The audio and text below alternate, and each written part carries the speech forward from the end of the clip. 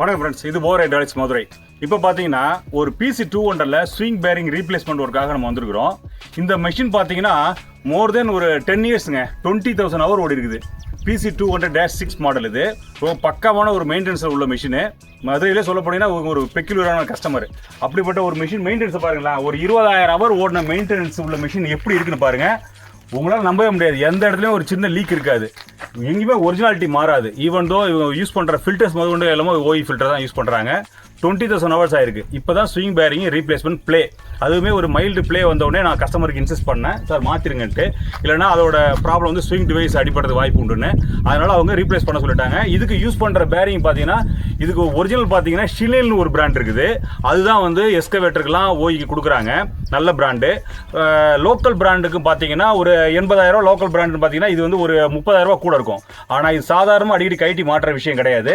அதே சமயம் ரொம்ப ஒரு குவாலிட்டியான பிரிமியமான ஒரு ப்ராடக்ட்டும் கூட. அதை நம்ம ரெக்கமெண்ட் பண்ணியிருக்கிறோம், கஸ்டமர் வாங்கிட்டாங்க. நம்மளோட ஒர்க்கு ரீப்ளேஸ்மெண்ட் பண்ணுறது.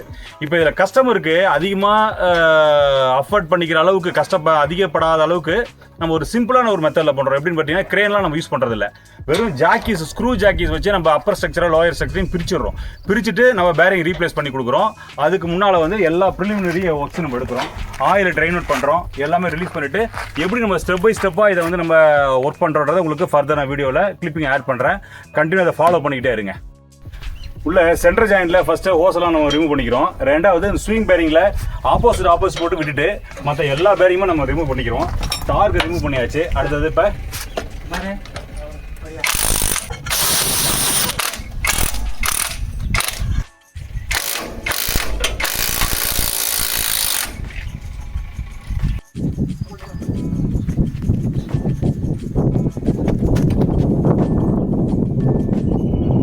வரைக்கும் இப்போ பாட்டம் பிளேட்டு எடுத்தாச்சு, ரிமூவ் பண்ணியாச்சு. ப்ளஸ்ஸு ஜாக்கீஸ் மட்டும் நம்ம யூஸ் பண்ணியிருக்கிறோம், வேறு எதுவும் கிரெயின்ஸ்லாம் யூஸ் பண்ணாமல். பேக் சைடு வந்து 2 ஜாக்கி கொடுத்துருக்குறோம், ஃப்ரண்ட் சைடில் நம்ம சப்போர்ட்டுக்கு ஜாக்கி கொடுத்துருக்குறோம். அட்டாச்மெண்ட் அப்படியே இருக்குது, அட்டாச்மெண்ட்டையோ நம்ம எதுவும் பிரிக்கிறது இல்லை. அட்டாச்மெண்ட் பிரிக்கல, அப்படியே ஜாக் மட்டும் கொடுத்து லிஃப்ட் பண்ணிட்டோம். பேரிங்கை ரிமூவ் பண்ணிட்டு திரும்ப புது பேரிங்கை இன்சர்ட் பண்ண போகிறோம், அவ்வளோதான். இந்த மெஷினில் பழைய பேரிங் ரிமூவ் பண்ணிட்டோம். கிரீஸில் உள்ள ஒரு பிளேட்டு, லாக் பிளேட் ஒன்று கொடுக்குறாங்க. அந்த பிளேட் எடுத்தாச்சு, க்ளீன் பண்ணியாச்சு. ஃபுல்லாக ஓரிங்ஸு அதுக்கு உண்டான பேஸ்டிங்லாம் பண்ணிவிட்டு பக்காவாக இந்த பேரிங் உட்கார வைக்கிற சீட்டிங்கில் பார்த்தீங்கன்னா பேஸ்ட் போட்டு தான் உட்கார வைக்கணும். த்ரெட் லாக் இல்லாமல் பேஸ்ட் போட்டு தான் உட்கார வைக்கணும். என்ன காரணம்னு கேட்டிங்கன்னா, ஒரு மழை தண்ணியோ வேறு ஏதோ தண்ணியிலையோ ஒரு கம்மாக்குள்ளே உடம்பு தண்ணின்னு ஏறிச்சுன்னா உள்ள பேரிங் கிரீஸ்குள்ளே போகாது. அதுக்காக இந்த அனபாண்டில் ஒரு 610ன்னு ஒரு ரெக்கமெண்ட் பண்ணுறாங்க. அந்த பேஸ்ட்டை போட்டுட்டு தான் பேரிங் உட்கார வைக்கணும். த்ரெட் லாக் வந்து போட்டுட்டு தான் போல்ட்டை நம்ம ஃபிட் பண்ணணும். அதே சமயம் உள் பக்கமும் அந்த ஷீல்டுக்குமே நம்ம பேஸ்ட் போட்டுருக்குறோம். இப்போ வாங்க, எல்லாம் முடிச்சாச்சு, பேரிங் ஏற்றியாச்சு, அலைன் பண்ணியாச்சு, பொசிஷனில் கொண்டு வந்தாச்சு. அடுத்து நம்ம டார்கிங்னு ஒன்று பண்ணோம். நான் ஆல்ரெடி ப்ரீவியஸ் வீடியோவில் சொல்லியிருக்கேன், டார்க் வந்து மஸ்ட்டு. போல்ட்டுன்னு வந்துச்சுன்னா டார்க் கொடுக்கணும். Swing device, travel device, swing bearings, இதெல்லாம் ரொம்ப இம்பார்ட்டண்டான ஒரு காம்பனண்ட். இதெல்லாம் கண்டிப்பாக டார்கிங் நம்ம ரிமூவ் பண்ணிட்டாலும் பண்ணணும். எவரி 3000 ஹவர்ஸ் ஒன்ஸு டார்கை நம்ம செக் பண்ணணும். இது ரொம்ப முக்கியமான விஷயம் எஸ்கவேட்டரை பொறுத்த வரைக்கும்.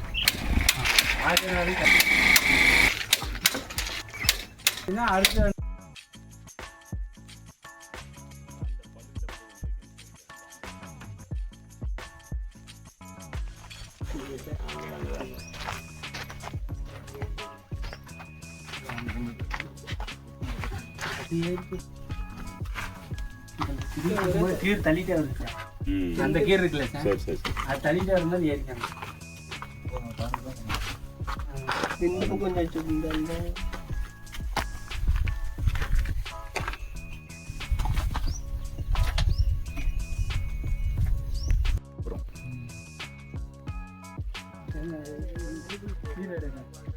கொஞ்சம் போட்டுக்கிறேன் கூட நேரத்தை சுற்றில் அடிக்கிறீங்களா? சுற்றி அடிக்கல.